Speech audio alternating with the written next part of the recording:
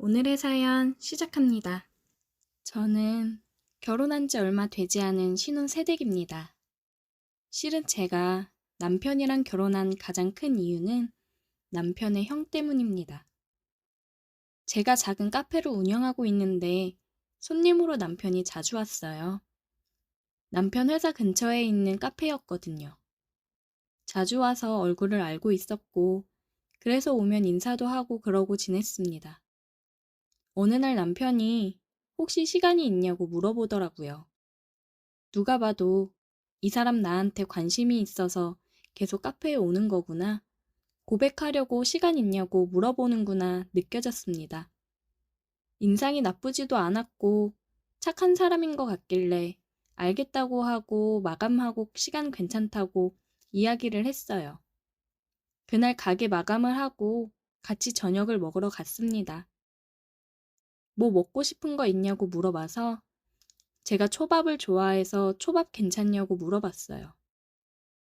자기 초밥 완전 좋아한다고 초밥을 먹으러 가자고 했습니다. 혼자서 카페 운영하는 거 힘들지는 않으세요? 네, 엄청 손님이 많은 것도 아니라 힘들거나 하지는 않아요. 단골 손님 위주라 진상 손님들도 없고 자리는 참 잘 잡은 것 같아요. 그러게요. 저희 회사 가는 길에 있어서 자주 들리게 되니 좋더라고요. 커피도 너무 맛있고. 주변에 다른 카페도 많은데 저희 가게 찾아주시니까 너무 감사하죠. 일상적인 대화를 하면서 초밥을 맛있게 먹었습니다. 밥을 먹고서 공원 산책로를 걸으면서 소화도 시킬 겸 걸었어요. 그렇게 걸으면서 대화를 하다가 보영 씨, 혹시 손 잡아도 돼요? 물어보더라고요. 되게 순수하고 귀엽네 싶었습니다. 괜히 장난을 걸고 싶더라고요. 손은 왜요? 네? 아, 저 그게 그냥 보영 씨랑 손잡고 같이 걷고 싶어서요. 용수 씨는 아무한테나 그렇게 손잡고 걷자고 하세요? 아니요, 절대 그런 거 아니에요. 저는 그냥 보영 씨랑 진지하게 만나고 싶다는 걸 돌려 표현한 건데, 기분 나쁘셨으면 죄송해요. 저도 장난이에요. 용수 씨가 너무 귀엽길래 장난 한번 쳐봤어요. 차요, 손. 그렇게 저희는 손을 잡고 산책을 했고, 사귀기로 했어요. 그냥 사람이 귀엽고 착하니 괜찮더라고요. 카페 준비하면서 남자친구가 없은 지도 오래됐고 호감을 표시하길래 만나보기로 했습니다. 한 4개월 정도 만났을까요? 남편이랑 같이 저녁을 먹기로 했는데 남편 형이 볼 일이 있어서 잠깐 왔는데 저녁이나 먹자고 했다고 하더라고요. 남편 형은 본가에서 지내고 있고 남편은 서울 올라와서 회사 생활을 하고 있었거든요. 못 본 지 오래됐으니 올라온 김에 얼굴 보고 밥을 같이 먹자고 했답니다.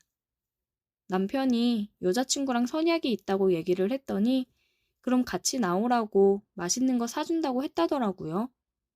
그러면서 같이 밥 먹는 거 괜찮냐고 불편하면 혼자 가서 형 잠깐 보고 오겠다고요. 오랜만에 보는 거고 저녁까지 사준다고 얘기했다는데 혼자 갔다 오라고 하기도 좀 그래서 알겠다고 했어요. 처음 보는 거니까 뭐라도 선물해야겠다는 생각에 부담스럽지 않게 향이 좋은 핸드크림 하나 사서 선물 포장해서 갔습니다. 남편 형이 먼저 와서 앉아 있더라고요. 들어가서 남편이 형한테 인사하면서 형을 보자마자 심장이 떨렸습니다. 완전 제 이상형이었어요. 남편이랑은 다르게 굉장히 조각 같은 외모에 뭔가 나쁜 남자 느낌이 나는 듯한 모습이라고나 할까? 여자들은 나쁜 남자한테 더 끌린다고 하잖아요. 굉장히 뭔가 모를 매력이 나오는 그런 남자였습니다. 굉장히 심장이 두근거리더라고요. 안녕하세요. 영수한테 얘기 많이 들었어요. 그렇게 여자친구 이쁘다고 착하다고 칭찬을 하던데 너무 예쁘시네요. 감사합니다. 이거 핸드크림이에요. 맛있는 저녁 사주신다고 하셔서 작은 선물 준비했어요. 이런 거 안 주셔도 되는데. 잘 쓸게요. 오늘 많이 드세요. 뭔가 착하고 순둥순둥한 남편과는 달리 남편 형은 굉장히 밝고 익살스럽다고 해야 될까요? 여자를 굉장히 잘하는 듯 했습니다. 그리고 여자들이 많을 것 같았어요. 소고기를 먹으면서 얘기를 하는데 대화도 잘 이끌어 가더라고요. 어색하지 않게 남편이 옆에 있는 것도 잊은 채 남편 형이랑 수다를 떨었습니다. 장난스러운 개그도 잘 치고 잘생긴 것뿐만 아니라 성격도 너무 좋더라고요. 저녁을 다 먹고 헤어지기가 아쉬웠지만 버스 시간 때문에 가봐야 되겠다며 인사를 하고 다음에 또 보자고 인사를 하고 갔습니다. 너무 아쉬웠어요. 우리 형 어때? 우리 집은 다들 개방적이고 성격이 좋아서 시집살이 같은 거 걱정 안 해도 돼. 하면서 남편이 우스갯소리로 얘기를 하더라고요. 자기랑 결혼하면 시집살이 같은 거 절대 없다고 어필을 했습니다. 시집살이고 뭐고 그냥 남편 형이 너무 마음에 들었어요. 되게 잘생기시고 재밌으시네. 종종 놀러 오라고 해. 나도 형이랑 친해지면서 점수 좀 따야겠네. 우리 형이 진짜 잘생기긴 했지? 그래서 그런지 맨날 여자친구가 바뀌더라. 여자 엄청 좋아해. 남편이랑 만나는 동안 형이 가끔 왔다고 하면 제가 은근 같이 저녁 먹고 가시라 해. 오늘은 내가 맛있는 거 사드린다고 해. 이런 식으로 만남을 유도했습니다. 남편 형이랑도 더 가까워지고 친해졌어요. 그렇다고 해서 남편이 싫거나 그런 건 또 아니었습니다. 착하고 순진하고 남편도 좋았어요. 둘 다 다른 매력이 있었습니다. 그렇게 남편이랑 한 1년 정도 연애를 하고 남편이 프로포즈를 하더라고요. 형은 아직 결혼 생각이 없다고 자기 먼저 결혼해도 된다 했다며 결혼하자고 프로포즈를 했습니다. 남편의 프로포즈를 받아줬어요. 결혼을 하게 되면 남편이랑도 그렇고 남편 형이랑도 더 가까워지고 자주 볼 수 있겠다 싶었어요.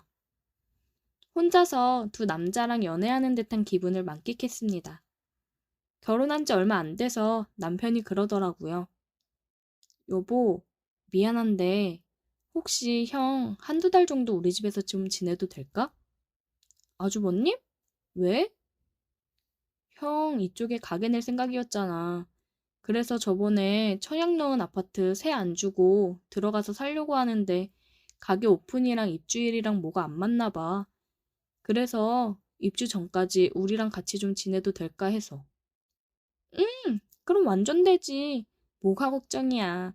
우리 집으로 오시라 해. 저는 한두 달 아주버님이랑도 같이 살게 된다니 너무 좋았습니다. 제 마음속에는 두 남자가 항상 같이 존재했으니까요. 저는 아주버님이 지낼 방을 정리했어요. 방 하나가 남는데 거기다가 아주버님 방을 준비했습니다. 어차피 새 아파트 입주하면 사용할 거니까 침대도 알아보러 가고 그랬어요. 이 침대에 같이 누우면 좋을 텐데라는 생각을 가지고 침대를 골랐습니다. 일주일 정도 뒤에 아주버님이 올라왔어요. 재수씨, 미안해. 신세 좀 질게. 괜히 불편하게 하는 거 아닌가 모르겠네. 에이, 우리 사이에 불편은 무슨. 편히 지내다가 가시면 됩니다. 아주버님은 2달간 신세 지는 게 미안하다고 필요한 가전이나 가구 있으면 하나 해주겠다고 하더라고요. 저는 안 그래도 되는데 사주면 고맙게 받겠다고 고민해 본다고 했습니다. 아주버님이랑 같이 셋이서 식사를 하면서 웃으며 대화를 하니 지금 이 순간이 너무 행복하다 생각이 들었어요. 아주버님 가게 창업을 하면서 제가 옆에서 같이 지내면서 많은 도움이 되어주고자 했습니다. 그래서 같이 있는 시간이 많았고 좋았어요. 아주버님은 가끔씩 친구들 만나고 온다고 하면 외박을 하고 들어올 때도 많더라고요. 외박을 하는 게 은근히 신경이 쓰였습니다. 다른 여자랑 만나고 오는 건 아닌가? 괜히 불안하더라고요. 다음날 아침 준비를 하는데 아주버님이 들어왔어요. 이제 오는 거예요? 친구들이랑 술 마시다가 간만에 괜찮은 여자가 있길래. 아무렇지도 않게 여자를 만나 외박을 했다는 얘기를 할 만큼 가까워지긴 했지만 기분이 좋지는 않았습니다. 주변에 여자가 너무 많은 게 싫었어요. 저는 같이 지내는 동안 아주버님도 나에게 마음을 열게 만들자 싶었습니다. 저 품에 안기고 싶었어요.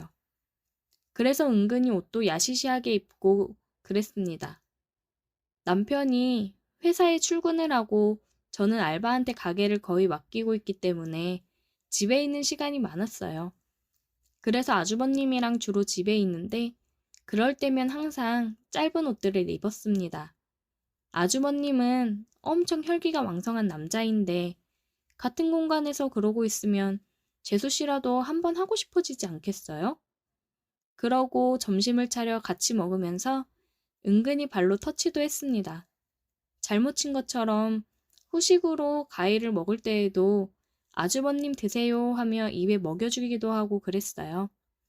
아주버님은 처음에 조금 당황해하는 것 같기는 했지만 이내 아주버님도 은근하게 저에게 스킨십을 한다거나 그랬어요. 너무 좋았습니다. 남편이 회식을 하는 날이었습니다. 많이 늦을 것 같다며 먼저 저녁 먹고 자고 있으라고 하더라고요. 아주버님이랑 둘이 먹을 음식과 술을 함께 준비했어요. 드디어 오늘이다 생각했습니다. 아주버님, 나와서 밥 먹어요. 알겠어. 와, 뭘 이렇게 많이 차렸어? 둘이 먹는 건데 그냥 간단하게 먹지. 간만에 실력 발휘 좀 했죠. 이거 아주버님이 좋아하는 와인. 이야, 역시 재수씨가 최고네. 저희는 같이 식사를 하면서 즐거운 시간을 보냈어요. 아주버님한테 일부러 술을 많이 먹이기도 했고, 저도 은근 술을 많이 마셨습니다. 아주버님도 조금씩 쥐기가 올라오는 게 눈에 보였어요. 아, 왜 이렇게 덥지? 저는 취한 척 슬그머니 옷을 벗었어요. 그러면서 물을 가지러 가는 척 일어나 비틀거리며 아주버님 쪽으로 넘어지는 척 안겼습니다. 그런 저를 아주버님은 안고서 서로 눈을 맞춰 쳐다봤어요. 아, 이러면 안 되는데. 뭐가 안 되는데요? 나도 남자라 위험해 지금 상황. 나 위험한 거 좋아하는데. 아주버님, 나 아주버님 사랑해요. 제 말이 끝나기 무섭게 아주버님은 저에게 키스를 했고 저희는 뜨거운 시간을 보냈습니다. 저는 아주버님 방으로 가자고 얘기했어요. 제가 골랐던 그 침대 위에서 아주버님과 함께하고 싶었습니다. 아주버님과의 뜨거운 시간은 정말 상상했던 그 이상으로 너무 좋았어요. 이 순간을 너무나 기다렸는데 정말 이런 순간이 와서 너무 행복했습니다. 그 이후 아주버님과 남편이 없을 때마다 사랑을 나누곤 해요. 두 남자 사이에서 저는 너무 행복한 결혼 생활을 하고 있습니다. 이런 마음을 갖고 남편이랑 결혼을 하고 결국 목표를 이뤄 아주버님과도 사랑을 하게 되어서 남편한테는 미안하긴 하지만 그만큼 남편도 사랑하고 아내로서 잘하고 있으니 괜찮겠죠? 오히려 아주버님과의 관계 이후 남편한테 더 잘하게 되더라고요. 너무 행복합니다. 오늘의 사연 여기까지입니다. 오늘도 들어주셔서 감사해요. 구독, 좋아요, 알림 설정 부탁드려요. 오늘의 사연 시작합니다. 안녕하세요. 저는 작년에 대학 졸업하고 막 취직해서 회사 다니고 있는 28살 남자입니다. 집은 지방인데 서울에서 혼자 자취를 하고 있어요. 제 위로는 누나가 둘이 있는데 둘째 누나도 몇 달 전부터 서울에 취직이 되어 제 집에서 잠깐 살고 있습니다. 둘째 누나는 저보다 1살 더 많은데 예전 어릴 적부터 항상 자기가 누나인 것을 강조하며 저를 부려먹고 때리고 괴롭히곤 했습니다. 그런 습관이 성인이 된 지금까지도 남아있어서 누나는 저를 아직도 애취급을 할 때가 종종 있더라고요. 공교롭게도 제가 구한 방이 누나의 회사와 걸어서 10분 거리라서 방 구해서 나가라고 아무리 얘기해봤자 소용이 없어요. 방값은 반반 내고 산다지만 저희 집에 거실 하나 방 하나인데 다 큰 성인들이 사는데 엄청나게 불편했습니다. 한 달만 더 산다고 하는데 그게 벌써 3달이 넘었어요. 지금도 집 구석에서 배 내놓고 궁뎅이 벅벅 긁으면서 퍼질러져 있는 게 아무리 생각해도 나갈 생각을 전혀 하는 것 같지 않습니다. 처음엔 집안일이라도 조금 하는 것 같더니 요즘엔 그마저도 귀찮다고 다 집어 던져놓고 가족이 아니라 아주 원수가 따로 없습니다. 내 집에서 얹혀 사는 주제에 개념이 정말 없는 누나는 얹혀 살면서도 수시로 친구를 데려왔어요. 고향에서 올라온 친구도 제 방에서 같이 재우고 서울에서 만난 친구도 술 먹고 우리 집으로 데려와서 제 방에서 함께 재웠습니다. 정말 그 와중에 마음에 드는 건 누나 친구들 중에 남자는 없고 죄다 여자라는 점입니다. 다른 건 다 싫고 짜증나는 망나니 같은 누나지만 유일하게 하나 마음에 드는 건 누나 친구 중에 진짜 예쁜 누나가 하나 있어요. 그 누나를 집에 데려오는 날만큼은 저도 화가 나진 않습니다. 얼마 전에 퇴근하고 집에 돌아왔는데 복도부터 우리 누나의 시끄럽게 떠드는 소리가 다 들리더라고요. 설마 했는데 아니나 다를까 그 좁은 집에 누나 친구를 셋이나 데려왔어요. 퇴근하고 집에 왔으니 옷을 갈아입어야 하는데 누나들이 비켜줄 생각을 안 하더라고요. 2명은 방 안에 있고 1명은 거실에 있어서 갈 곳이 없었습니다. 평소에도 자주 이런 식으로 누나와 그 친구들이 저를 괴롭히는 경우가 많아서 이제는 익숙합니다. 1살밖에 차이 안 나면서 어찌나 동생이라고 괴롭히는지. 어쩔 수 없이 화장실로 옷을 들고 들어가는데 뒤에서 누나 친구들이 민서가 괜찮아 그냥 갈아입어 누나들이 안 잡아먹어 라고 하면서 웃는데 진짜 쪽팔려 죽겠더라고요. 애써 무시하고 화장실에 들어가서 옷을 갈아입는데 갑자기 문이 확 열리더니 누나와 친구들이 전부 제 옷 갈아입는 것을 훔쳐봤습니다. 진짜 머리 끝까지 화가 나서 누나한테 소리를 질렀더니 누나와 누나 친구들은 누나가 귀여워해 줄 수도 있지. 어딜 누나들한테 화를 내냐고 제 볼을 꼬집으면서 말을 하는데 진짜 창피하고 부끄러웠습니다. 근데 그 누나들 중에 1명이 너무 예쁘더라고요. 누나가 저보다 1살 더 많았기 때문에 사실 따지고 보면 나이 차이도 거의 나지 않는데 꼬박꼬박 누나라고 부르는 것도 웃기는 일이었고 얼굴만 보면 저보다도 훨씬 어려 보였어요. 키도 158 정도의 아담한 체형이었고 키는 작지만 굉장히 글래머였습니다. 옷도 항상 귀엽게 입고 다녀서 밖에서 만났다면 번호를 물어봤을 테지만 하필 우리 누나랑 친구라서 마음속으로만 좋아하고 있었죠. 다들 둘러앉아서 치킨 시키고 맥주를 마시는데 저도 옆에 앉아서 같이 먹었어요.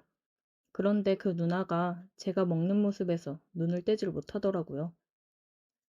나는 여동생만 둘인데 이렇게 잘생기고 귀여운 남동생 있었으면 정말 좋았겠다. 밥 먹고 있는데 제 볼도 꼬집고 심지어는 제 궁둥이도 토닥토닥 해주면서 저를 귀여워하더라고요. 많이 먹어 동생. 귀여운 건 자기가 훨씬 더 귀엽고 저는 키도 크고 전혀 귀여운 사람이 아닌데 어디가 귀엽다는 건지 모르겠더라고요. 술자리 내내 자기 무릎에 앉으라느니 자기랑 같이 집으로 가자면서 팔짱도 끼고 진짜로 이 누나가 나를 좋아하는 건가 오해하게 만들었어요. 야, 제발 데리고 가라. 남동생이라고 하나 있는데 쓸모가 없어요, 쓸모가. 뭐가 쓸모가 없어? 네가 지금 누구네 집에 얹혀 살고 있는데. 아, 맞다. 예, 죄송합니다, 집주인님. 아주 맨날 나 구박한다니까? 맨날 구박하고 괴롭히는 게 누군데 어이가 없었습니다. 누나 친구들은 남매도 티격태격하는 건 똑같구나 하면서 웃더라고요. 그러면서 한참 술 마시고 놀다가 밤이 늦었는데 저를 이뻐해 주던 그 누나는 집이 엄해서 들어가 봐야 한다고 11시쯤에 자리에서 일어났어요. 늦게 들어가는 건 괜찮은데 외박하는 건 절대로 안 된다고 하더라고요. 그런데 저보고 택시 타는 데까지 데려다 달라길래 조금 귀찮긴 했지만 옷을 챙겨 입고 따라 나섰습니다. 혹시라도 같이 나가서 무슨 일이라도 생기는 게 아닐까 내심 기대하고 있었습니다. 그렇게 같이 걷고 있는데 밤 공기가 차다면서 자연스럽게 제 주머니에 손을 넣고 둘이 손을 잡고 길을 걸었습니다. 누나는 저와 함께 걷는 게 기분이 좋은지 쉬지 않고 이야기를 하더라고요. 자기는 여동생만 둘인데 정말 말을 안 듣고 언니랑 맘먹으려고 한다면서 저같이 귀여운 남동생이 있었으면 진짜 잘했을 거라고 하더라고요. 그러더니 저보고 진짜 자기 동생 하자면서 제 핸드폰 번호를 알아갔어요. 자기가 부르면 언제든지 달려나야 한다나 뭐라나. 한참 걷고 택시가 다니는 큰 길까지 왔는데 누나가 기왕 나왔으니 조금만 더 같이 걷자면서 저를 끌고 그냥 밤길을 걸어 다녔습니다. 민석이 너는 여자친구는 있어? 아니요, 없어요. 저보고 여자친구 있냐고 묻길래 없다고 했더니 왜 없는지 헤어진 건지 궁금한 게 많더라고요. 헤어진 제 여자친구에 대한 이야기를 한참 하며 같이 길을 걸었는데 주변에 사람이 좀 적고 가로등도 없는 어두운 골목이 나오니까 갑자기 누나가 제 손을 끌고 그 골목으로 들어갔어요. 깜짝 놀라 누나를 쳐다보니 술이 취해서인지 부끄러워서 그런 건지 얼굴은 이미 빨갛게 달아오른 상태였습니다. 누나가 저를 벽에 밀치고 갑자기 목을 휘감더니 입을 맞췄어요. 너무나 갑작스럽게 당해서 깜짝 놀라서 고개를 돌려 피했습니다. 그것 때문에 기분이 상했는지 자기가 싫으냐고 묻더라고요. 너는 나 별로야? 싫어? 아니요, 저도 누나한테 관심이 있긴 한데 우리 누나 친구기도 하고 서로 잘 알지도 못하고 사내 자식이 좋으면 그냥 좋은 거지. 그런 건 생각 안 해도 되는 거야. 그냥 가만히 있어. 그 누나는 또다시 제 목을 휘감고 이번에는 진짜 진하게 키스를 하더라고요. 그때는 저도 피하거나 뺄 생각 없이 그대로 다 받아주었습니다. 한 10분 정도 그 불 꺼진 가로등 밑에서 키스를 했던 것 같아요. 아니, 친동생 삼고 싶다고 할 땐 언제고 이렇게 갑작스럽게 입을 맞추니 당황스러웠습니다. 동생 삼고 싶다 이렇게 계속 얘기했던 건 그냥 저한테 관심 있다는 걸 돌려 표현한 것 같더라고요. 아, 나 진짜 늦겠다. 이제 택시 타고 갈게. 연락할게. 들어가.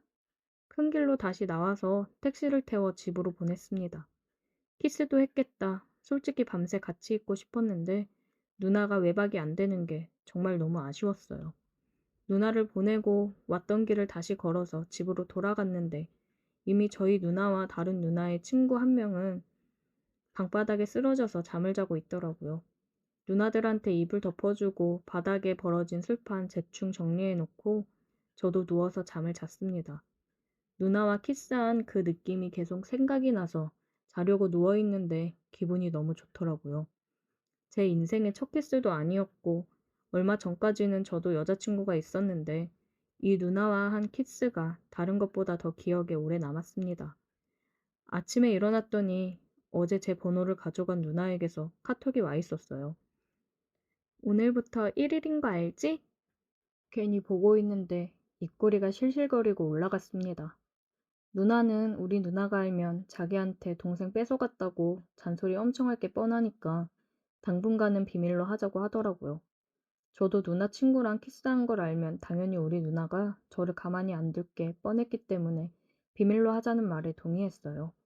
우리 누나 친구여서 그런지 얼굴은 귀엽고 이쁜데 이렇게 적극적일 줄 몰라 살짝 당황스럽긴 했지만 너무 이쁘고 제 스타일이라 저는 너무 좋았습니다. 사귀면서 누나가 자주 우리 집에 놀러 왔고 셋이서 자주 술 마시며 놀았어요. 우리가 사귀는 건 2주 후에 누나가 외박한다고 해서 여자친구랑 같이 있다가 외박 안 하고 들어오는 바람에 들켜서 누나가 알게 되었고 둘 다 죽을 뻔했습니다. 지금은 셋이서 함께 몰려다니면서 잘 놀아요. 친누나와 같이 사는 건 정말 싫지만 그래도 여자친구를 만나게 해줘서 한편으로는 고맙게 생각하고 있습니다. 우리가 결혼까지 하게 된다면 누나와 제 여자친구가 어떻게 지낼지 궁금하네요. 그건 그 나름대로 재미있을 것 같아요. 오늘의 사연 여기까지입니다. 오늘도 들어주셔서 감사해요. 구독, 좋아요, 알림 설정 부탁드려요. 한때 이모라 불렀던 숙희 아줌마는 나보다 17살이나 많습니다. 그런데 지금은 그녀가 내 여자친구입니다. 나이 차가 제법 남에도 불구하고 나는 마치 그녀의 서방님인 것처럼 행동했고 그녀는 깍듯이 존대를 쓰며 나를 대하죠. 그녀가 부르는 서방님이라는 소리가 어찌나 좋은지 요즘 혼자 있을 때도 자꾸 입꼬리가 올라가곤 합니다. 나는 16살 때 어머니를 잃었습니다. 벚꽃이 만개한 어느 날이었죠. 학교에 있던 나에게 엄마가 사고를 당했다는 연락이 왔습니다. 정신이 아득해진 채 병원으로 달려갔지만 엄마는 이미 세상을 떠난 뒤였습니다. 도저히 현실이 믿기지 않았어요. 눈물조차 나오지 않았습니다. 하얗게 질린 얼굴로 병원 밖으로 나왔는데 그 순간 세상이 너무나 잔인하게 느껴졌습니다. 왜냐하면 세상은 여전히 아름다웠거든요. 사람들은 웃으며 지나가고 벚꽃 짚은 하늘에서 흩날리며 나를 뒤덮고 있었어요. 그런 세상이 너무 미웠습니다. 벚꽃잎을 발로 마구 뭉개고 또 뭉개다가 내 마음까지 함께 뭉개지는 것 같아 주저앉고 말았습니다. 그제야 눈물이 터져 나왔어요. 길 한복판에서 사람들 시선 같은 건 신경 쓸 겨를도 없이 엉엉 울었습니다. 그날 이후로 나는 완전히 무너졌습니다. 학교도 가지 않고 밤낮으로 울기만 했으니깐요. 창밖에 세상이 보기 싫어 커튼을 닫아버리고 방 안에 불도 끄고 어둠 속에 몸을 웅크린 채 지냈죠. 밥도 먹지 않고 잠도 자지 않고 오직 울기만 했어요. 하루하루가 눈물로 시작해 눈물로 끝나는 나날이었습니다. 그때 수키 이모가 나타났어요. 내가 살던 빌라 바로 앞집에 수키 아줌마가 살고 있었죠. 그녀는 우리 엄마보다 5살 어리지만 엄마와 언니 동생으로 친자매처럼 가까이 지내던 사이였습니다. 그래서 어릴 적부터 나는 그녀를 수키 이모라고 불렀고요. 정태가 이렇게 힘들어하는 모습 보면 아줌마도 힘들어. 그러니까 하루빨리 힘냈으면 좋겠어. 그녀는 어느 날 나를 꼭 끌어안으며 그렇게 말했습니다. 하지만 나는 아무 대답도 하지 못한 채 눈물만 뚝뚝 흘렸습니다. 그 뒤로 수키 이모는 매일같이 우리 집을 찾아와 집안일을 도맡아 했어요. 쌓인 먼지를 털고 어지러진 방을 정리하고 마와 아빠를 위해 밥상을 차리며 헌신했죠. 된장국, 김치, 감자볶음, 계란찜 같은 소박한 밥상에서부터 가끔씩 치킨과 피자를 함께 나누는 날도 있었습니다. 그녀 덕분에 나는 비로소 앞으로 살아갈 수 있다는 희망을 품게 되었어요. 돌아가신 엄마가 나와 아빠가 걱정돼 수키 이모를 우리 곁으로 보내준 것만 같았거든요. 엄마가 너무 보고 싶었지만 수키 이모를 떠올리며 꿋꿋하게 버텨야겠다고 다짐했어요. 수키 이모는 백화점에서 옷을 사주고 시간이 되면 영화도 함께 보고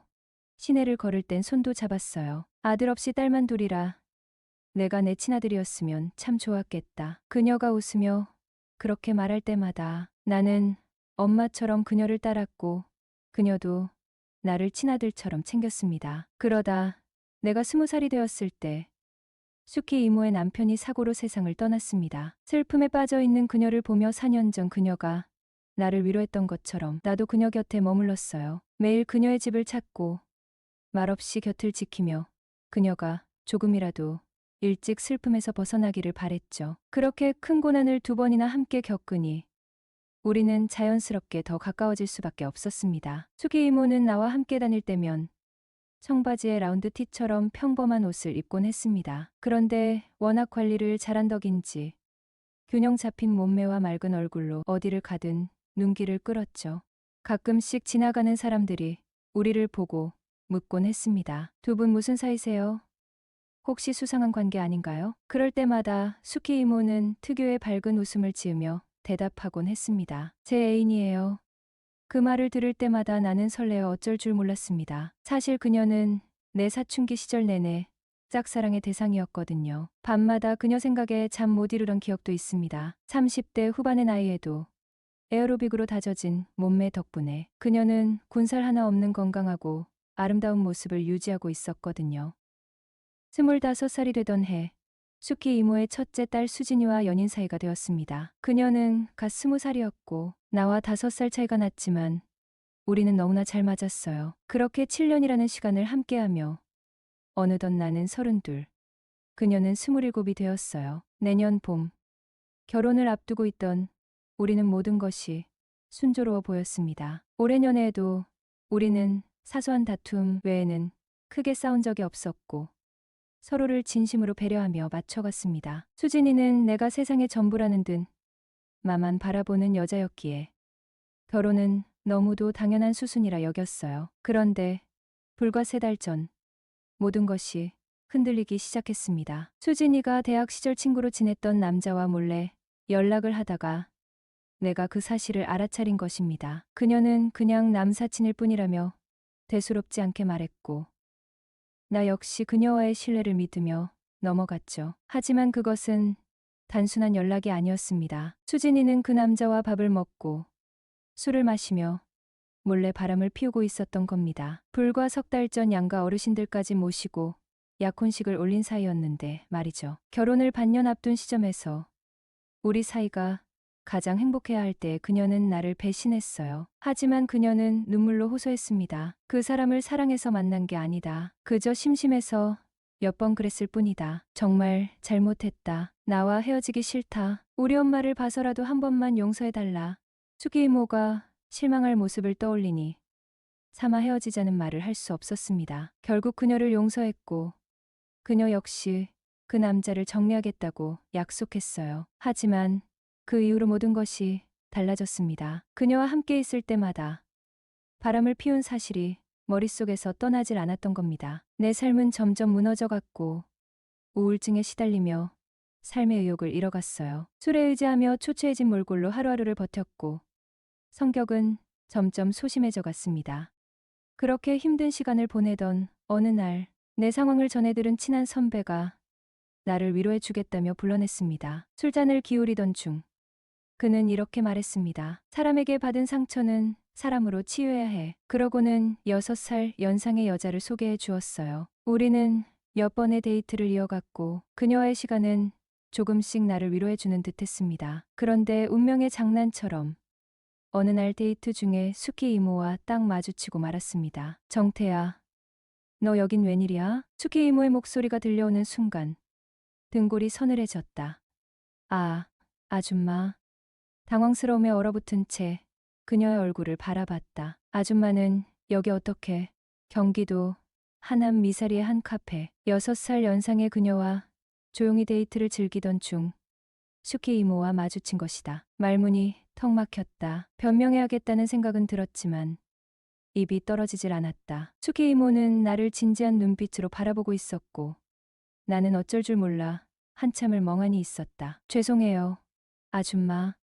억지로 입을 떼는 순간 수키 이모가 고개를 돌렸다. 그녀의 시선이 닿은 곳에는 다정하게 팔짱을 낀 수키 이모와 젊은 남자의 모습이 있었다. 그 남자는 이모보다 훨씬 어려 보였고 누가 봐도 연인처럼 보였다. 잠시 어색한 침묵이 흐른 후 수키 이모가 입을 열었다.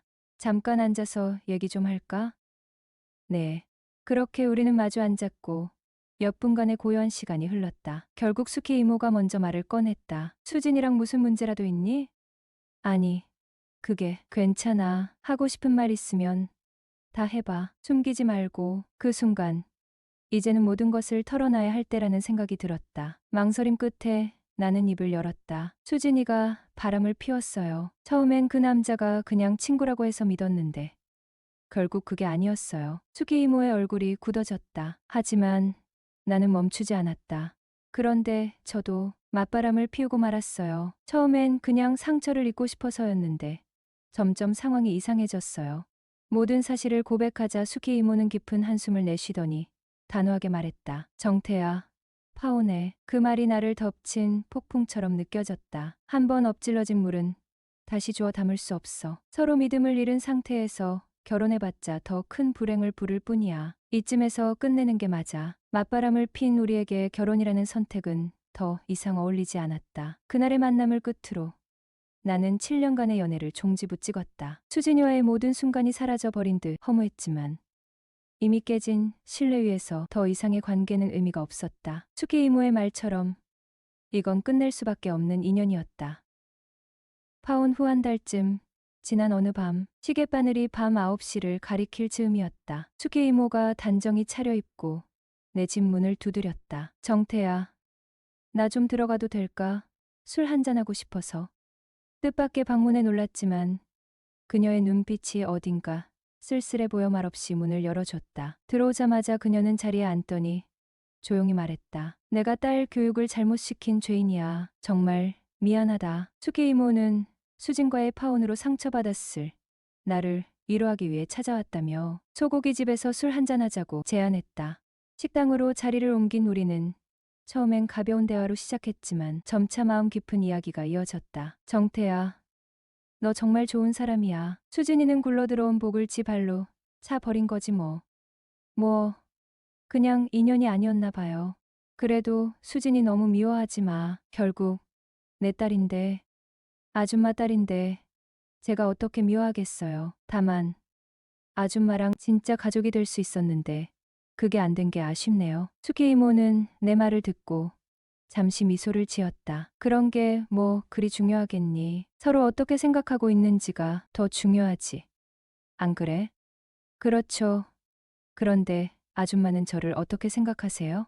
정태, 넌 내 친아들 같지? 아니요, 남자로서는요? 내 질문에 그녀는 조금 당황한 듯 웃음을 터뜨렸다. 남자로도 괜찮지. 키 크고 잘생겼고 특히 튼실한 허벅지가 아주 마음에 들어. 그녀는 말이 끝나자마자 얼굴을 붉혔다. 네, 제 허벅지를 언제 보셨어요? 아니, 그런 뜻이 아니라 남자는 하체 힘이 좋아야 한다는 거지. 아줌마, 생각보다 은근 밝히시는 분이셨네요. 하하, 위사리에서도 한참 어린 남자랑 계시던데.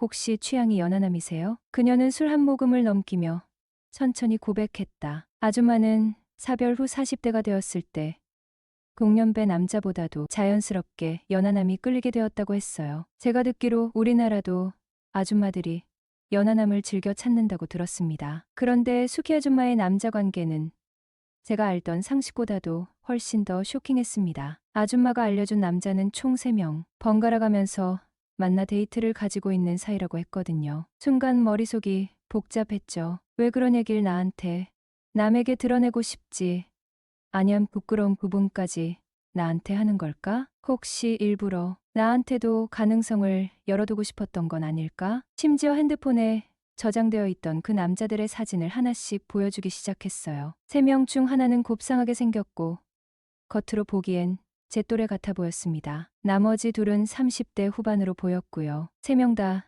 채팅 어플에서 만났다고 했어요.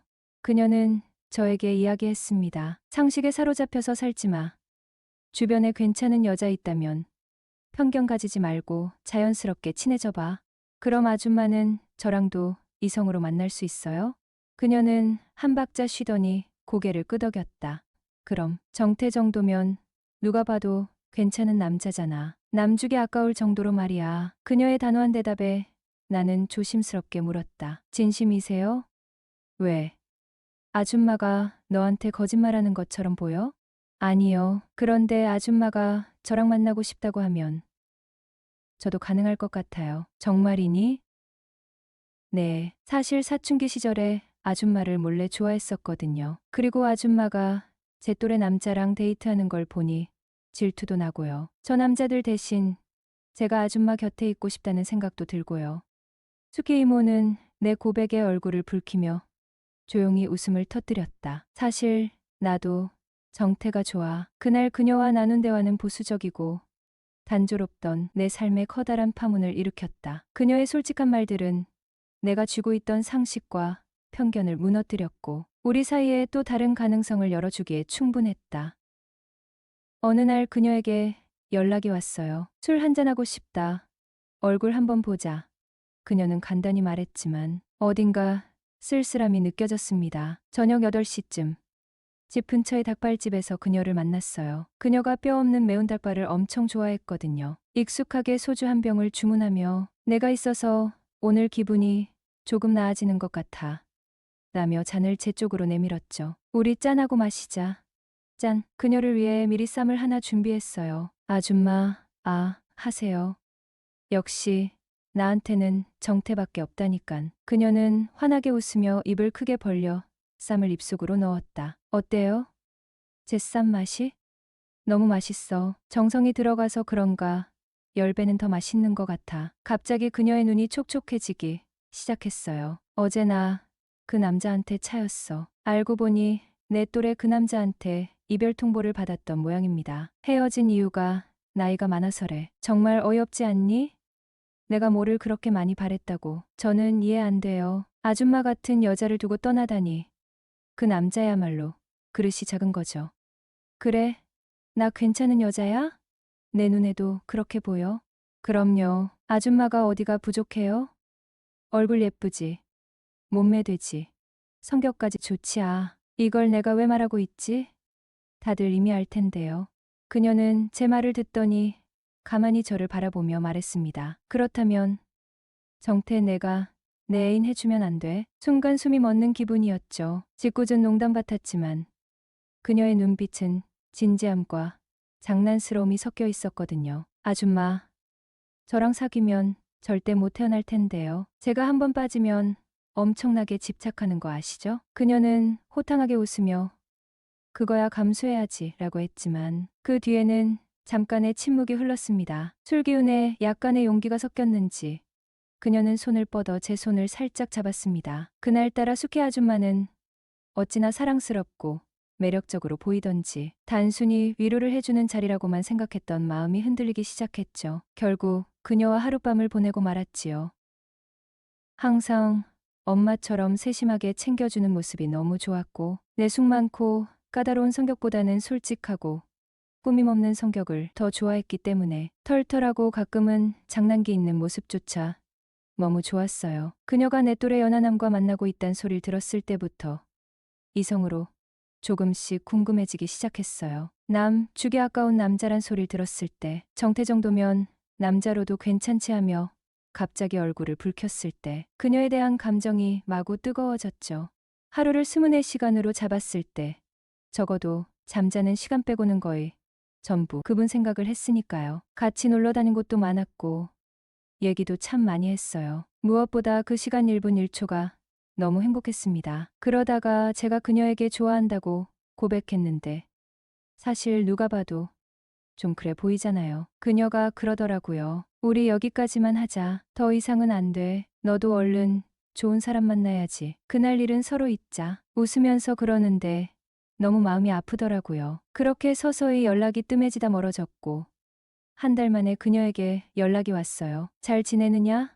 밥은 먹고 다니니? 별일은 없고 그리고 마지막에 여자친구는 생겼니? 저 딴에는 그녀에 대한 마음이 어느 정도 정리됐을 거라 생각했어요. 그래서 어떻게 지내는지 궁금하다며 만나자고 했죠. 솔직히 보고 싶었던 거죠.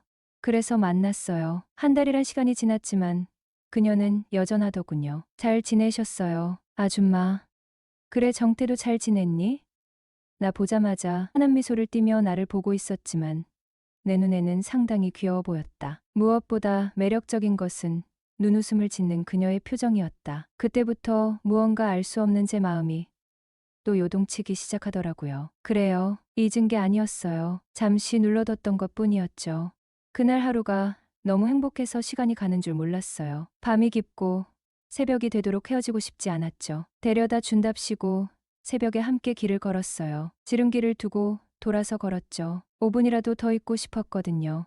저는 사실 남녀 관계에 있어 남자가 많은 부분을 배려해야 된다고 생각하는 사람이에요. 그래서 먼저 제가 리드하는 것보다 의견을 존중하는 편이었죠. 근데 그날따라 제가 아닌 것 같더군요. 저희 집으로 가서 한 잔 더 하자고 했어요. 아줌마, 저희 집 가서 맥주 한 잔 더 할래요? 늦었는데 괜찮겠어? 내일 일 가야 하는데 피곤하지 않겠어? 상관없어요. 아직 생생한데요, 뭘. 그래, 한 잔 더 하지 뭐. 저도 제가 왜 그랬던 건지는 잘 모르겠는데 그냥 이대로 헤어지게 되면 영원히 못 볼 수도 있단 생각이 들었거든요. 그녀도 집에 가봐야 할 것도 없다면서 알겠다고 하더라고요. 너무나 쉽게 수락을 하길래 이건 뭐지 싶더군요. 우리 오늘 얼굴 보고 나면 언제 또 볼런지 모르잖아. 그치? 그녀도 저와 비슷한 생각을 하고 있었더군요. 그날 이후 우리는 일주일에 한두 번씩 만나 데이트를 이어갔습니다. 약속을 하나 했습니다. 어느 한쪽이 원하면 언제든지 헤어진다. 이 조건으로 만남을 시작했지만 어느새 6개월이 넘도록 관계를 이어오고 있어요. 아줌마는 나한테 잘 보이고 싶어서 평소 때와는 다르게 어려 보이는 예쁜 옷으로 차려입고 헤어스타일도 바꾸었습니다. 나를 위해 조금씩 변하려는 모습은 정말 사랑스러웠습니다. 앞으로 호칭을 어떻게 불러야 할까요? 단둘이 있을 땐 수키라고 이름 불러줘. 그럼 수키가 나를 부를 때는 서방님. 서방님 좀 이상한데. 나 서방님으로 부르고 싶어. 서방님한테 귀여움도 받고 싶고 사랑도 받고 싶어. 나 사랑해 줄 거지? 그럼 당신처럼 귀여운 여자를 사랑하지 않으면 사내도 아니지. 서방님, 역시 우리 서방님. 우리의 사랑이 언제까지 이어질 줄 모르지만 현재까진 이쁜 만남을 이어가고 있답니다. 진정한 사랑은 자신보다 상대방의 행복을 더 중요하게 여기는 것이다. 며느리의 젖은 몸이 내 눈앞에 그대로 드러났을 때 나는 그 자리에서 얼어붙었습니다. 욕실 문이 갑자기 열리면서 수증기 사이로 드러난 그녀의 실루엣은 60년 내 인생에서 본 적 없는 충격적인 장면이었습니다. 안녕하세요. 양평에 사는 김대식이라고 합니다. 올해 62, 작년에 은행에서 정년퇴직하고 지금은 조상 대대로 내려온 텃밭을 가꾸며 살고 있어요. 이렇게 라디오에 사연을 보내는 게 쪽팔리기도 하지만 제 마음속에 쌓인 이 짐을 누군가에게는 털어놓고 싶어서요. 이런 말 누구한테 하겠어요. 며느리에게 끌리기 시작했다니. 모든 건 석 달 전 아내가 심장수술로 병원에 입원하면서 시작됐어요. 우리 집은 50년 된 전형적인 시골집인데 아내가 없으니 갑자기 너무 커지고 텅 빈 것 같았습니다. 밤마다 천장만 바라보며 이렇게 외로운 적이 있었나 싶더라고요. 아침에 일어나면 아내가 끓여주던 된장국 냄새 대신 적막함만 가득했죠. 아버님, 저희 내려가도 될까요? 준호가 재택근무 허가받았거든요. 어느 날 아들 며느리한테서 온 전화 한 통이 제 일상을 완전히 뒤바꿔놨어요. 혼자 살다 보니 반가운 마음에 얼른 오라고 했죠. 그때만 해도 제가 이런 감정에 빠질 줄은 꿈에도 몰랐으니까요. 준호와 미래가 도착한 그날, 집 안에 활기가 돌기 시작했습니다. 미래는 28살, 패션 회사에서 디자이너로 일하는 젊고 생기 넘치는 여자였어요. 서울에서 산 고급 위스키를 건네는 그녀의 손이 제 손에 스치는 순간 이상하게 심장이 쿵 하고 뛰었습니다. 이런 감정을 마지막으로 느낀 게 언제였는지 기억도 안 날 만큼 오래됐죠. 아버님, 여기 너무 좋아요. 공기도 맑고. 서울에서는 이런 별 구경 못해요. 첫날 밤, 마당에 나와 별을 보며 미래가 환하게 웃었어요. 그 순간 달빛에 비친 그녀의 모습이 제 첫사랑인 윤정과 너무 비슷해서 가슴이 철렁했습니다. 40년 전 그 여름, 윤정과 들판에서 별을 보던 기억이 갑자기 떠올랐어요. 민망해서 얼른 들어가자고 했는데 그날 밤부터 자꾸 미래의 모습이 머릿속에 맴돌기 시작했습니다. 다음날 아침, 미래는 동네 산책을 나갔다가 몸에 쑥이랑 풀들이 잔뜩 묻어서 돌아왔어요. 아이씨, 시골이 이렇게 험난한 줄 몰랐어요. 어디가 길인지 헷갈려서 당황한 모습으로 풀을 털어내던 그녀를 보며 웃음이 났어요. 어쩔 수 없이 동네를 구경시켜주겠다고 나섰죠. 낮은 담장들 너머로 동네 할머니들이 우리를 쳐다보는 게 느껴졌어요. 저기 대식이네 며느리가 왔나봐. 도시에서 온 아가씨가 참 예쁘네. 그 말을 들으니 괜히 가슴이 뭉클해졌어요. 제 며느리잖아요. 자랑스러워야 정상인데 왠지 다른 감정이 살짝 섞여 있었습니다. 그때만 해도 그게 뭔지 정확히 몰랐어요. 사흘째 되는 날, 비가 갑자기 쏟아져서 텃밭에 있던 저는 허둥지둥 집으로 뛰어왔습니다. 현관문을 열자마자 놀라운 광경을 목격했어요. 미래가 샤워를 마치고 수건 하나만 두른 채 거실을 지나가는 순간이었죠. 그녀도 저를 보고 깜짝 놀랐지만 순간적으로 제 시선은 그녀의 젖은 어깨선을 따라 내려갔습니다. 아, 아버님, 깜짝이야. 비 맞으셨네요. 당황한 기색 없이 그녀는 오히려 제 상태를 걱정했습니다. 머리카락에서 떨어지는 물방울, 살짝 붉어진 볼, 그리고 너무나 자연스러운 그 모습에 저는 말문이 막혔어요. 그 순간 제 안에서 꽁꽁 얼어붙었던 뭔가가 서서히 깨어나는 느낌이었습니다. 미안해요. 아버님께서 집에 없어서 편하게 있다가 금방 옷 입을게요. 그녀가 방으로 들어간 후에도 그 이미지는 제 망막에 각인된 채 지워지지 않았습니다. 젖은 옷을 갈아입으면서도 손이 떨렸어요. 정신 차려. 이 늙은이야. 내 며느리라고. 자책해도 소용없었습니다. 그날 밤잠을 이루지 못하고 베개를 몇 번이나 뒤집었는지 모릅니다. 아내와 결혼한 지 35년.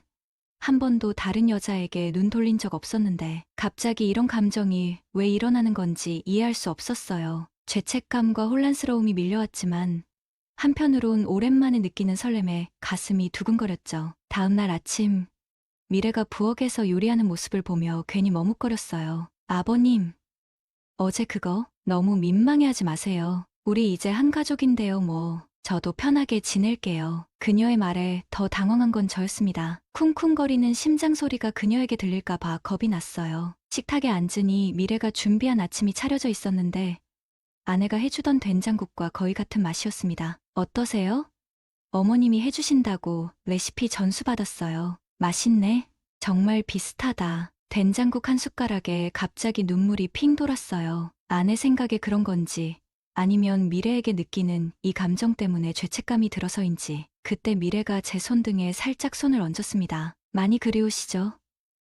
어머님 곧 퇴원하실 거예요. 그 따뜻한 손길에 전류가 흐르는 듯했어요. 며느리의 온기가 전해지는 그 순간 저는 처음으로 확실하게 깨달았습니다. 이건 단순한 외로움이 아니다. 내가 미래에게 끌리고 있다. 그날 저녁 동네 노인회에서 술자리가 있었어요. 평소엔 안 마시는데 그날따라 소주를 너무 많이 마셔서 취해 돌아왔습니다. 현관문을 열자 미래가 깜짝 놀라며 달려왔어요. 아버님, 괜찮으세요?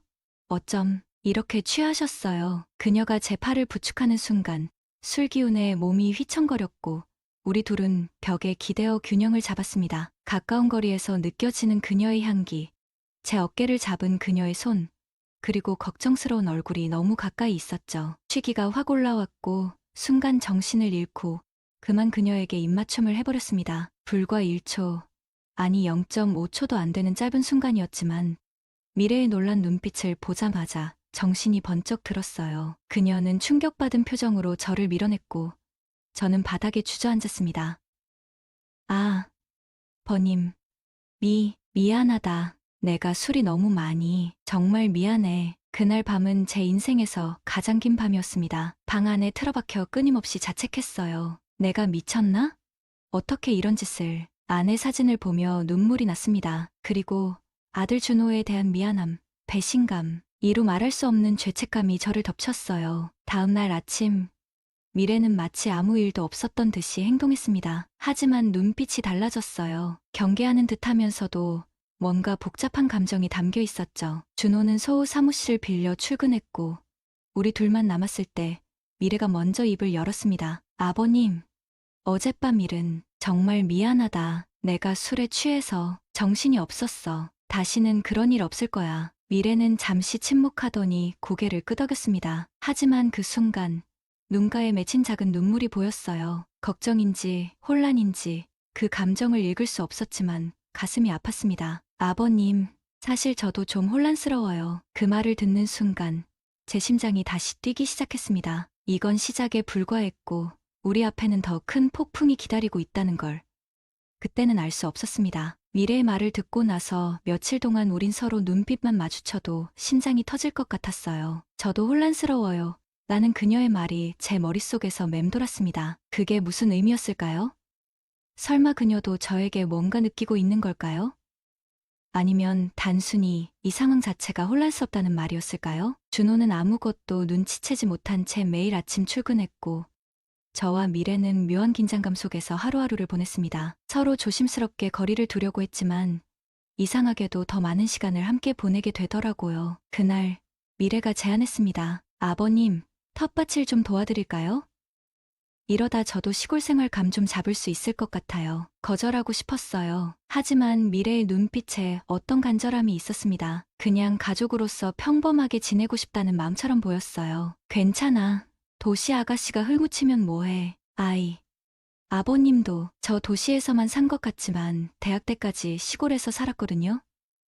흙묻는 거 무섭지 않아요. 그렇게 우린 함께 텃밭 일을 시작했어요. 미래는 의외로 농사일에 소질이 있었습니다. 호미질도 척척, 모종 심기도 능숙했죠. 그녀가 땀에 젖은 이마를 닦는 모습을 볼 때마다 가슴이 저릿했어요. 이렇게 직접 기른 채소로 음식 해먹는 게 진짜 행복이겠어요. 서울에선 상상도 못했는데 봄비가 내리던 어느 날 우리는 급히 심어둔 모종의 비닐을 덮고 있었어요. 그때 미래의 손이 제 손등 위에 겹쳐졌습니다. 잠깐의 접촉이었지만 우린 서로의 눈을 마주쳤고 시간이 멈춘 듯 했습니다. 아, 미래가 먼저 손을 뗐어요. 하지만 그녀의 얼굴이 붉어진 걸 놓치지 않았습니다. 그렇게 우린 계속 위험한 줄타기를 했어요. 서로에게 끌리면서도 선을 넘지 않으려 애쓰는 아들이 집에 있을 땐 평범한 시아버지와 며느리처럼 행동했지만 준호가 없으면 말로 표현할 수 없는 긴장감이 우리 사이를 감돌았습니다. 마을 봄 축제가 열린 날, 준호는 급한 업무로 참여하지 못했어요. 미래와 단둘이 가게 됐죠. 아버님, 저 좀 이상한가요? 축제 길을 걸으며 미래가 물었습니다. 무슨 말이야? 가끔 제가 이상한 상상을 할 때가 있어서요. 그냥 혼자 있을 때 이런저런 특히 아버님과 상상이요. 심장이 쿵 내려앉는 기분이었어요. 말을 고르느라 침묵이 길어졌습니다. 다들 그럴 수 있지.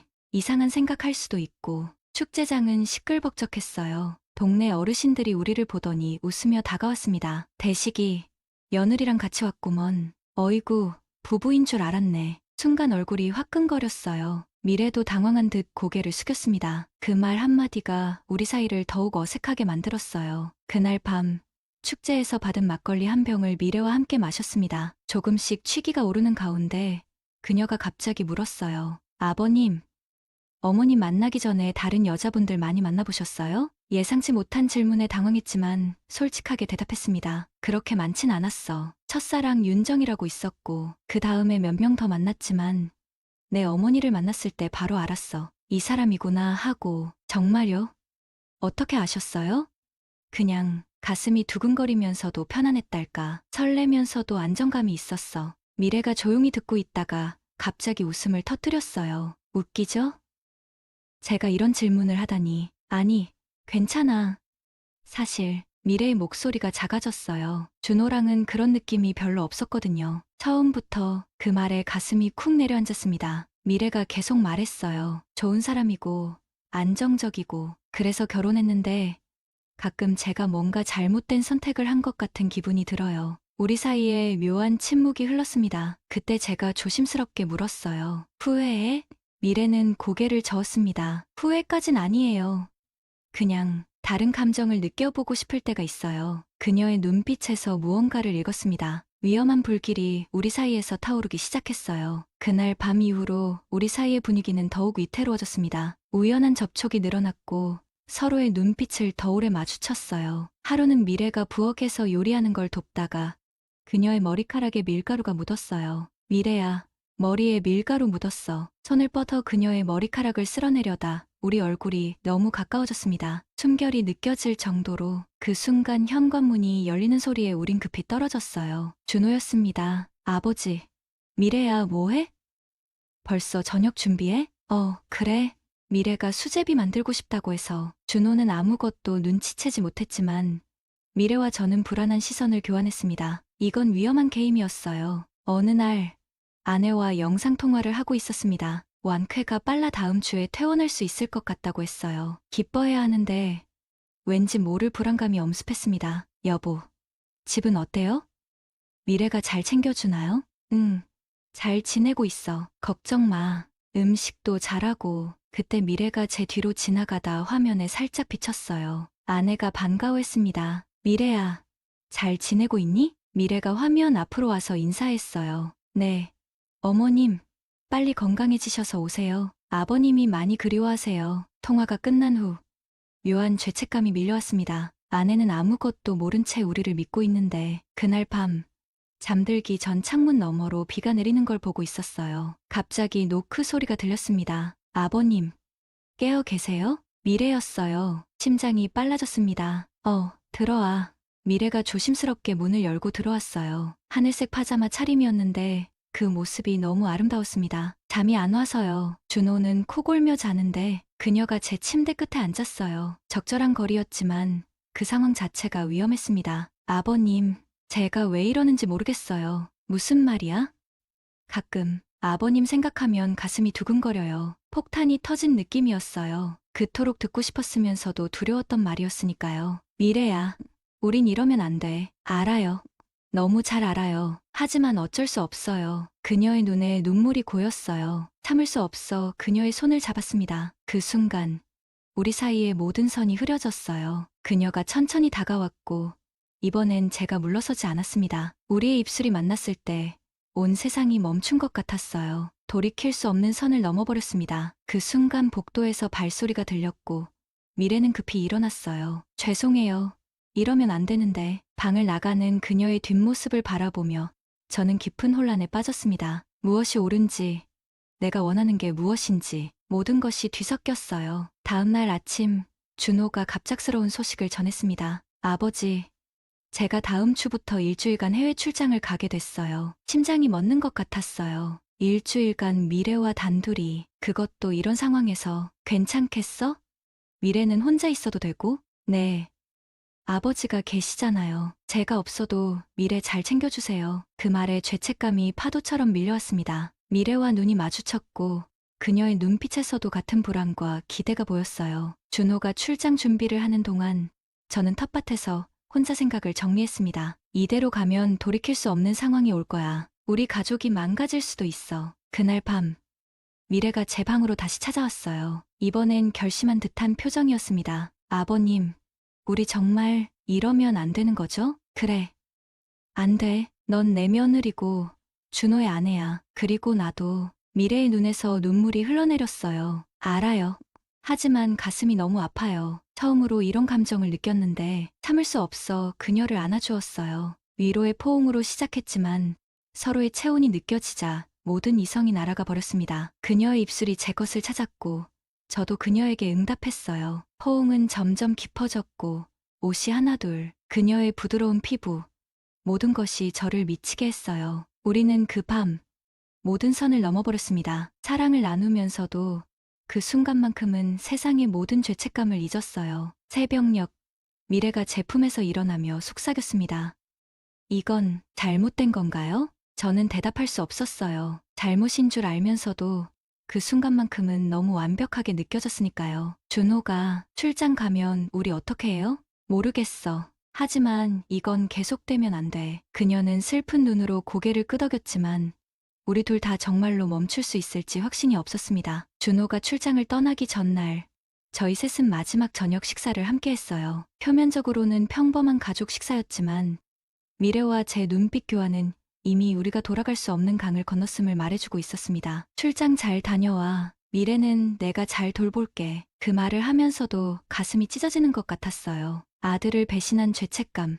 그럼에도 불구하고 미래를 향한 감정을 끊지 못하는 자신에 대한 분노. 미래는 준호의 짐을 싸주면서 눈물을 참고 있었습니다. 그 모습을 보니 마음이 더 아팠어요. 준호가 출발하기 전 미래에게 입맞춤하는 모습을 보는 건 고문 같았어요. 하지만 바로 그 순간 제 마음속에 결심이 섰습니다. 이건 멈춰야 해. 지금이라도. 하지만 7일간의 일을 솔직히 말씀드리자면 그건 제 인생에서 가장 달콤하고도 위험했던 시간이었어요. 처음 이틀은 죄책감에 시달렸지만 그 이후로는 믿기 어렵겠지만 그런 감정도 사라졌습니다. 집 안 곳곳에서 우리는 서로를 탐험했어요. 부엌 식탁 위에서, 거실 소파에서, 심지어 아들의 방에서도. 그때는 양심이고 뭐고 다 내던진 상태였으니까요. 미래의 몸은 젊고 탄력 있었고 제 몸은 오랜만에 불타올랐습니다. 마치 20대로 돌아간 것 같았어요. 아버님, 이러면 안 돼요. 라고 미래가 말하면서도 벗었죠. 우리는 매일 밤 서로의 품에서 잠들었고 아침에 눈을 뜨자마자 또다시 사랑을 나눴습니다. 들킬까 두려워 밖에 나가지도 않았어요. 그저 집 안에서 서로를 탐험하는 데 모든 시간을 썼죠. 우리 이러다 들키면 어떡해요? 미래가 어느 날 물었어요. 모르겠어. 하지만 나는 지금 내가 제일 중요해. 그렇게 우리는 현실을 완전히 잊고 서로에게 빠져들었습니다. 매 순간이 꿈만 같았어요. 이성이 마비됐다고 해야 할까요?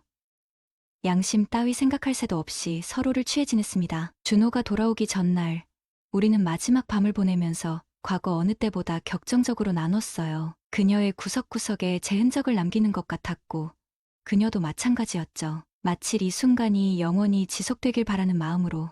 아버님, 이게 정말 마지막이에요?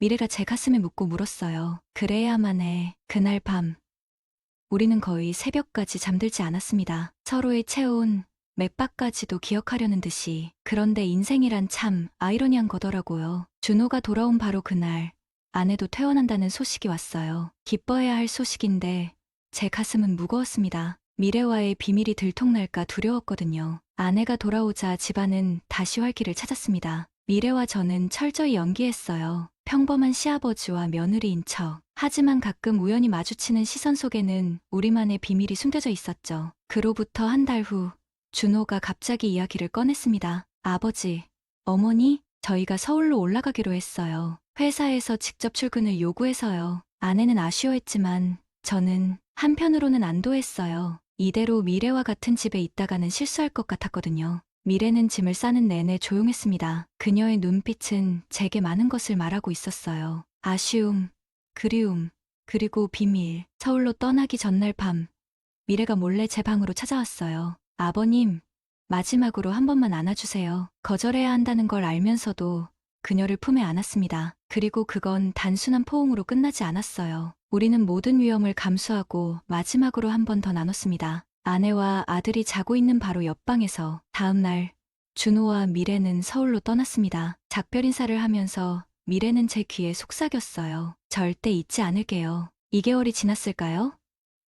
어느 날 저녁 미래에게서 전화가 왔습니다. 아버님, 좋은 소식이 있어요. 제가 임신했어요. 그 순간 머릿속이 하얘졌어요. 마지막으로 관계를 가진 게 불과 2달 전인데 축하한다.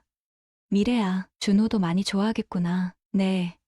준호도 정말 기뻐해요. 첫 아이라서 더 그런가 봐요. 통화를 끝내고 가만히 생각에 잠겼습니다. 미래의 뱃속 아이. 과연 누구의 아이일까?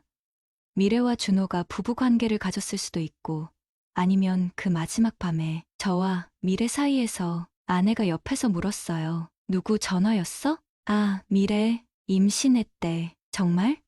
우리가 곧 할머니 할아버지 되겠네, 대식씨.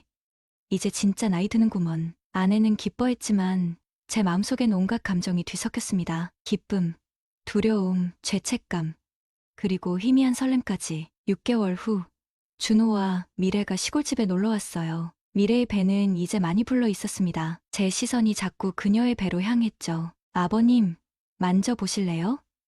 요즘 아기가 많이 움직여요. 그녀가 제 손을 끌어배에 얹었을 때 묘한 감정이 밀려왔어요. 이 아이가... 혹시 그날 밤 미래가 다시 제 방을 찾아왔습니다. 아내는 깊이 잠들어 있었죠. 아버님, 궁금하시죠? 의사 선생님이 임신 시기를 정확히 알려주셨어요. 그날 밤부터 계산하면 미래는 말을 흐렸습니다. 그리고 제 손을 다시 그녀의 배에 얹으며 미소를 지었어요. 준호가 저희 아기 초음파 사진 보더니 자기를 닮았대요. 특히 코 모양이. 그녀의 말에 가슴이 철렁했습니다. 준호의 코는 저를 빼닮았거든요. 미래야, 걱정 마세요, 아버님. 우리의 비밀은 영원히 비밀로 남을 거예요. 하지만 이 아이가 누구의 피를 이어받았든 사랑받으며 자랄 거예요. 그렇게 미래는 방을 나갔고 저는 밤새 잠을 이루지 못했습니다. 비밀의 끝과 시작이 공존하는 순간이었어요. 3개월 후 미래는 건강한 남자아이를 출산했습니다. 사진을 받아보니 정말 준호를 닮았더군요. 하지만 눈매는 어쩐지 제 젊은 시절 모습과 겹쳐 보였어요. 평생 알 수 없는 비밀을 간직한 채 저는 이제 할아버지가 되었습니다. 때때로 그 아이를 볼 때마다 가슴이 먹먹해지지만 이건 제가 평생 짊어져야 할 업보겠죠. 이게 제 이야기의 끝입니다. 잘못된 선택이 가져온 달콤하고도 씁쓸한 결말. 누군가에겐 교훈이 되었으면 합니다. 이런 금지된 욕망의 소용돌이에 빠지지 않기를. 오늘의 사연은 여기까지입니다. 구독과 좋아요는 사랑입니다.